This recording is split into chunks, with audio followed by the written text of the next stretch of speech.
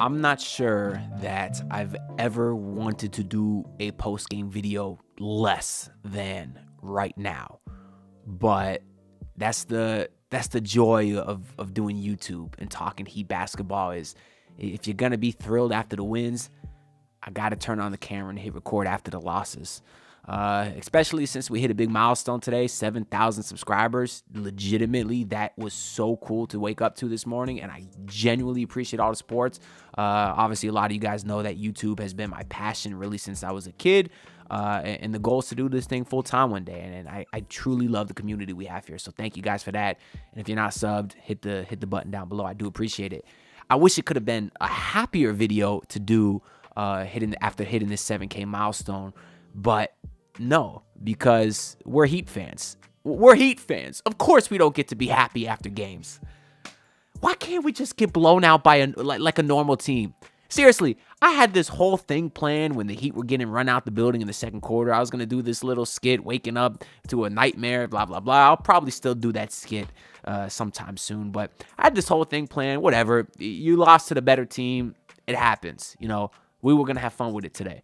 But to trick us into coming all of the way back just to give it to the other team. Oh my God, the heartbreak. They put it right in front of our face and then took it right away. Oh my God, I don't even know where to get to. I don't even know what to think of. Wait a second. It's telling me that 54.9% of y'all own a Ty Jerome jersey? Yeah, make sure y'all subscribe to fix that, because that's nasty. But let's get back into the video. About this game, I really don't. I mean, you were down, 17 with like 3 minutes to go in the third quarter. Then you went on like a 25 to something run to come almost all the way back. You cut it within 2. It was led by Davion Mitchell, who was just doing Davion Mitchell things. I don't even need to describe what he was doing out there. You know what it is. But then he got an incredible steal, got fouled on the other end, missed both free throws. We would have been looking at a tie game like a minute later if he could have hit them. But no, Evan Mobley gets fouled, hit both free throws. Davion Mitchell can't get his. But then I'm going to sit here and say, oh, what am I going to get mad at Davion Mitchell for? They wouldn't have been here without him. I also want to say, Nikola Jovic, you suck. You are terrible, Nikola Jovic.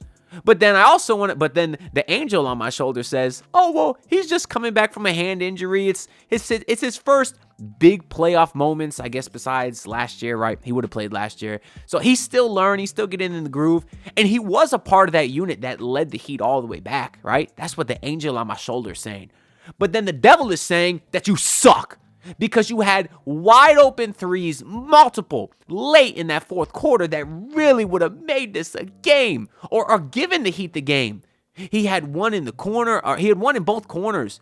But the second one was with like 40 seconds to go. Would have made it a 2-point game. He would have had a chance to get a stop and get the ball back for the win. But no, he bricks it. Just absolutely bricks it. Not even close. And then he had just back-to-back turnovers, or not back-to-back, but 2 turnovers late in that fourth quarter where he just threw it to the other team. Got intercepted by Jared Allen. Oh, ball hawk Jared Allen. Fastest guy in the passing lanes. How do you let Jared Allen pick you off? It's just lazy playmaking. I thought Jovic was terrible tonight. I really did. And yeah, he might have some legitimate excuses as to why, but I don't care about that. Because whether you think those excuses are legit or not, he still sucked. I don't care what the reasoning is. I also want to look at a guy like Tyler Herro, who was pretty bad in the first game. He was good today. Let's see what Tyler Herro's final numbers were today. Tyler Herro, 33 points, 6 rebounds, 5 assists, 58% shooting overall from the field, only 2 turnovers. Yeah, he had a good game. He hit some big shots late. That's what the angel on my shoulder is saying. But the devil on my shoulder is saying, why are you trying to draw an offensive or draw a foul late in the game? Try to score. Because if you missed it, it was very late in the game. Huge possession for the Heat. And instead of Tyler Herro going to attack, he tries to throw his body into Jared Allen to try to draw a foul. They called the foul, but then Kenny Atkinson did the little review signal. They did review it, and the refs turned it over. Jump ball at center court, which the Heat ended up winning. And then that's where Jovic airballed his 3. But I'm looking at Tyler Herro. Try to score. Stop trying to draw a foul. Try to score. That's some pussy stuff, Tyler Herro. That really is. Now, that's the angel or the devil on my shoulder. And also being like, Donovan Mitchell, that's a superstar. That guy was hitting tough shot after tough shot after tough shot. Almost all of them on Tyler Herro, mind you, because all they did, they had Davion on Donovan, and all they did is have Max Strus come and set the screen, switch easily. Tyler Herro on Donovan Mitchell just got cooked every play, right? Every single play. That's the devil on my shoulder.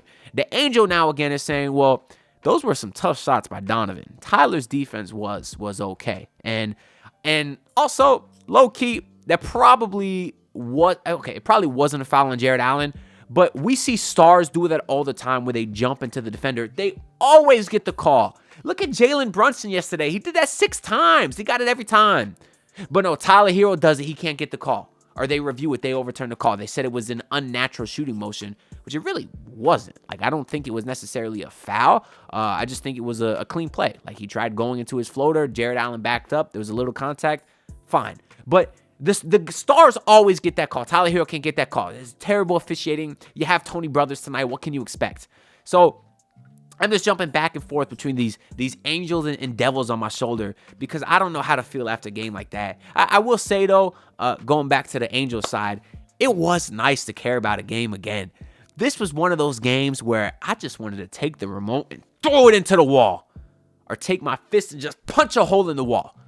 Oh, it was one of those games. I don't remember the last time there was a game that made me want to destroy my household. Now, fortunately, I've never actually thrown a remote or punched a hole in the wall because I'm a grown adult and it's just basketball at the end of the day, guys, right? Who cares? I don't even like basketball that much. I don't even like basketball, right? Who cares? I care. I care so much. Why do I care so much? Oh my God. Anyways, like I said, I've never actually punched a hole in the wall because I was a grown adult. I thought tonight might be the night. As soon as Jovic airballed that 3 and I felt myself, actually it was when Donovan kept cooking us. I felt myself grab for the remote and throw it against the wall. I literally just took the straw out of the drink that I was drinking and threw the straw against the wall because I had to throw something. It was a straw from a Culver's drink. Funny story about that actually. Because before the game, I decided I was hooping before the game, so I didn't have time to cook. I was like, all right, I'm just going to go get some Culver's before the game. And I ordered on my phone. They have the curbside pickup where they bring it out to you. So I was sitting in my car, and there was another car in the other curbside spot. And I have my window open so I can hear when they bring my food. And they bring the lady next to me her food. She backs out, right? So I'm like, okay, I'm next. Next thing I know, like 30 seconds later, that same car that backed out, that just got their food, they backed back into the spot. And the lady looks at me, and because my window was open still, and she's like, Jesus loves you. Just randomly. And I said, who? Because she had someone else in the car. I thought they were joking, even though it was like an old lady. It wasn't like some college kid. She was probably like 60. And I said, who? She said, Jesus. And I didn't know how to react. I just said, oh, okay, thank you. And then I started thinking, very nice by the lady, I suppose. And I started thinking, you know what? Jesus may love me, but he does not love the Miami Heat. That's what I learned watching this game, is that he must hate us. And how can he love me if he puts me through such pain? I don't know. I don't mean to make this a religious video. We only talk about basketball gods over here, which I'm hoping reward us for all our pain and suffering. Unless all of this pain is for the big 3 years that we had. But that was like 10 years ago, basketball gods. Come on, haven't we paid enough? I've sat through enough Luke Babbitt, Willie Reed, Okaro White games to repent for my sins of enjoying the greatest basketball team of all time. One of the greatest. And obviously the big 3 Miami Heat. Haven't we paid enough? When is our pain and suffering going to end? When is it going to end? I don't know. Hopefully the basketball gods do us right and reward us with a Hall of Famer in the 2026 draft. I don't know. I mean, I got a few notes for this game, but really they're all over the place just because I was kind of into the game. Didn't really feel like taking notes. You had Davion Mitchell start. That's kind of one of the few things we thought might happen today. Obviously, Davion was excellent. Khalil Ware had a rough first game. He started off nice today, had like a lob off rip, had a couple of decent rebounds early on. He hit a 3 later in the game. And then he tried doing a bit too much. He took like a step back 3. I don't know. But how much did Ware actually end up playing tonight? He only ended up playing 19 minutes, 7 and 4, shot 60%. So better than game 1, but just not a big impact today like I thought he would coming into the series. I thought he was going to be a 35-minute-a-night guy just because they needed his size, but he hasn't been good. And I guess that's why Jovic got so many minutes tonight, because Jovic literally played 24 minutes. So not too much, but obviously Jovic played pretty much the entire fourth quarter, I think.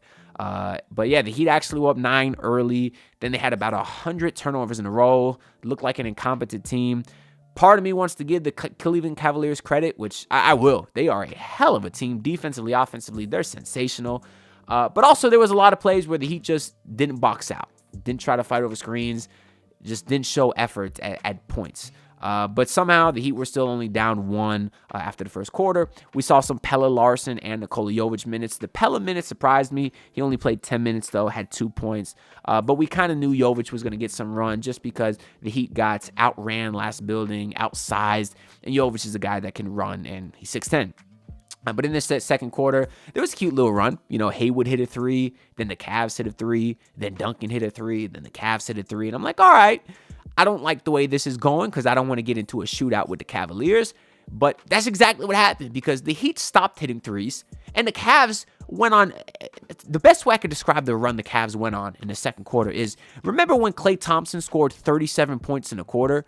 Imagine that guy, except every single player on the Cavaliers roster was that guy. Like, I am going to wake up in a cold sweat at least once a week for the next 5 months probably of just the 3, and whatever else that dumb Cavaliers announcer says. Every time, oh, Ty Jerome, 3. Oh, my God, give it a rest. We get it. They hit a three-pointer. Who cares? They're NBA players. They should hit threes. You don't got to I'd say it every time.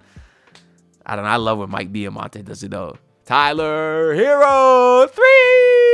It's fun when he does it. Not the Cavaliers guy, though. Screw that guy, man. Anyways, Ty Jerome. I've had enough of Ty Jerome. I'll be honest with you. I now know what Celtics fans feel like watching Caleb Martin. That's how I feel watching Ty Jerome. The man obviously was incredible in the first game. Today he comes in, hits a 3 right away, has an and 1. Then he has this one where he beats the Heat to a loose ball. He's getting doubled by like Davion and Bam. He catches the ball, throws it behind his back half court, goes through 2 Heat defenders, ends up in the Cavs' hands. They get a layup at the rim. Now he's just out there doing Luka Doncic stuff. Even later in the game, the Heat got a rebound. He flies out of nowhere to steal the ball and then assists DeAndre Hunter for a layup. It's like he's all over the place. He's out hustling the Heat too. He really is. That's the part that is a little frustrating. Cool seeing him and DeAndre Hunter connect. I remember watching them on Virginia together. Funny, they're on the Virginia Cavaliers. Now they're on the Cleveland Cavaliers. And I kind of knew they were both big-time players because they were awesome in that championship run. It showed that they had the guts. And very clearly those guts are transferring over to the NBA playoffs now as well, because, of course, they won the championship with the Virginia Cavaliers. But DeAndre Hunter, he's another guy that kind of got going, too. In the first game, he had 0 points. Today, he went on like a personal 8-0 run in the second quarter. He finished today with 12 points, only 4 of 10, but he really got going in that second quarter. That's one of the things where it's like, in that first game, Heat fans were like, oh, the Heat got a shot. Ty Jerome's not going to do that every game. And I'm like, he might, but he might not. But there's still some other things that they didn't get that they might get. Like, for example, Jared Allen and Mobley weren't great in the first game. And today, Evan Mobley, 20 points, 6 rebounds. He even hit 3 threes, 3 of 6 from beyond the arc, so he was good today. DeAndre Hunter, again, we said didn't score in the first game. He got going today. So there was other things that they could get, and they did get that today. But then even on top of that, their three-point shooting was damn near historic. I mean, they finished 22 of 45 from 3. That's 49% from 3. And to think the Heat were even in this game, they gave up 22 threes. And the Heat themselves, I mean, they made 16 threes, only on 35%. But just such a damn shame. If the Cavs would have had an above-average shooting night, we probably would have won. But no, they had to have a historic shooting night. It's just so frustrating, man. It would have been nice if we got anything out of Bam Adebayo. I thought as bad as I said Nikola Jovic was earlier, Bam was even worse. And I apologize that we're almost 15 minutes into this video and I really haven't discussed Bam because Jovic is the guy on the rookie contract. Bam Adebayo is the guy that is getting $50+ million once that extension kicks in. You can't continue having nights like this tonight. Now, in game 1, he was fine, but nobody was good. So I'm not going to say get on Bam for not being great in the first game. Nobody was great. Today, Davion Mitchell showed up. Tyler Herro showed up. Bam Adebayo, nowhere to be found. Nowhere to be found. Bam Adebayo tonight finished with 11 points, 14 rebounds, 9 assists, damn near triple-double, but 3 of 9 from the field, had 2 turnovers, which is not a lot of turnovers, I suppose, but just dumb ones, unforced ones. The Cavaliers are such a great defensive team. The last thing you need to do is give them the ball yourself. Had this one play where it was miscommunication with Bam. Bam just threw it out of bounds. Him and Tyler Herro. Another miscommunicating play with Andrew Wiggins. Bam just threw it out of bounds. I understand you're really not supposed to blame anyone when there's miscommunication, but come on, Bam. Like, you gotta make that pass, or at least hold it. It felt like he was being sped up a little bit too much. And even then, this is year 6 of Tyler Herro and Bam Adebayo. How the hell they're still having miscommunications? I don't know. It's year 6. It's not supposed to happen. Another play late in the game, very, very late possession. Bam Adebayo had Sam Merrill on him in the post. Bam was maybe 4 feet from the basket. And what does Bam do? If you said do a drop, step, and dunk on the short white guy's head, you'd be wrong. Bam Adebayo threw it out to the three-point line, and I don't even remember if the Heat scored or not. It doesn't matter. You have Sam Merrill on your back. Attack him. The Cavs are attacking Tyler Herro every play. God forbid the Heat attack Sam Merrill. Davion Mitchell was attacking Darius Garland. I give him credit for that. But he was the only guy attaching the Cavs a couple of weaknesses on the defense, because they do have a couple. Darius Garland's not a good defender. And I just wish that he would do a better job of finding those mismatches. But Bam Adebayo's not capable of doing that, I guess. Somehow the Heat were only down 13 after 3. And yeah, Davion got going. Highsmith was awesome today. We'll get into him. Tyler Herro had a layup to make it a 2-point game. And then Donovan Mitchell was Donovan Mitchell. People said he wasn't 3 first-round picks better than Tyler Herro. Well, I mean, tonight, they were kind of comparable, right? Mitchell 36-6, Herro 33-6-5. But obviously, Donovan had like 17 fourth-quarter points compared to Herro's, 4 or 5. There's levels to this. That's kind of the point of this too. Donovan Mitchell is the definition of a superstar. Like, Tyler Herro is a great player. He's not that. We'll run through the box score real quick here, where Wiggins, we didn't even talk about it. We've been talking for 17 minutes, didn't even mention Andrew Wiggins. That should tell you how bad he was. 10 points today on 3 of 10 shooting. The key piece of the Jimmy Butler trade, couldn't even sniff the court in the fourth quarter. That fourth quarter lineup that really brought them back was Davion, Tyler, Haywood, Jovic, and Bam. And also shout out to Jovic, though, I did listen to that full podcast between him and Goran. It was good. It dropped on the Heat's YouTube channel today. Make sure you check it out. I love those guys. I do love Jovic. He sucked today, but I love Jovic. And of course, Goran Dragic is a legend. It was a pretty good interview, but you can tell Jovic is still a kid. He's got a lot of learning to do. But yeah, Wiggins, that trade's not looking good so far. And I'm not just saying that because of one game. I know he's had good games here. Point is, he's 30 years old. You're not going to win with him next year. He's going to be 31. It's like, he's a guy I hope the Heat move next year. He really is. Unless you can bring in a Kevin Durant and keep him and Tyler and Bam, and Wiggins is kind of like your 4th best player, that'd be pretty good, I think. But yeah, Bam Adebayo today was awful. We talked about his stats. Khalil Ware was better, but not good. Davion Mitchell, man, 18 points, 6 assists, 2 turnovers. 7 of 9 shooting for Davion Mitchell.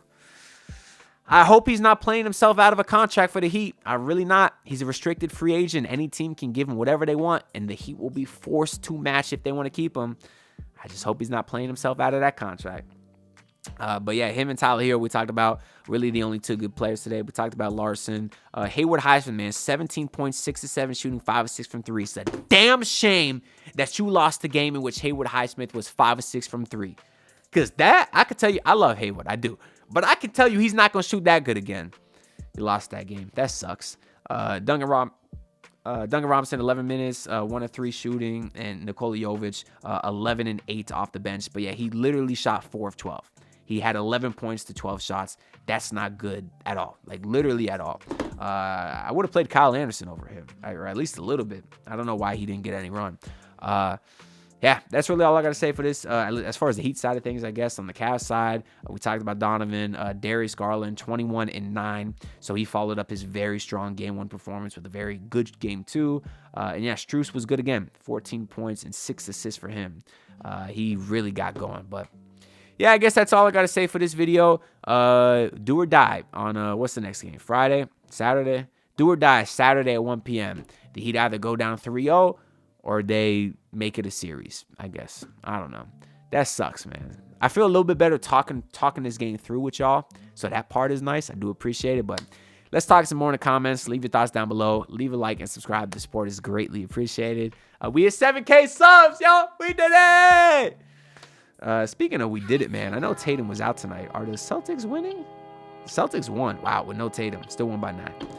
Yeah, that team, I hate to admit it, they might win it all again. I don't know. Subscribe. I'll see y'all in the next video. Peace out, everyone. Look, pull up in your city tryna get that dead face. Do it on my own, I don't need no dead weight.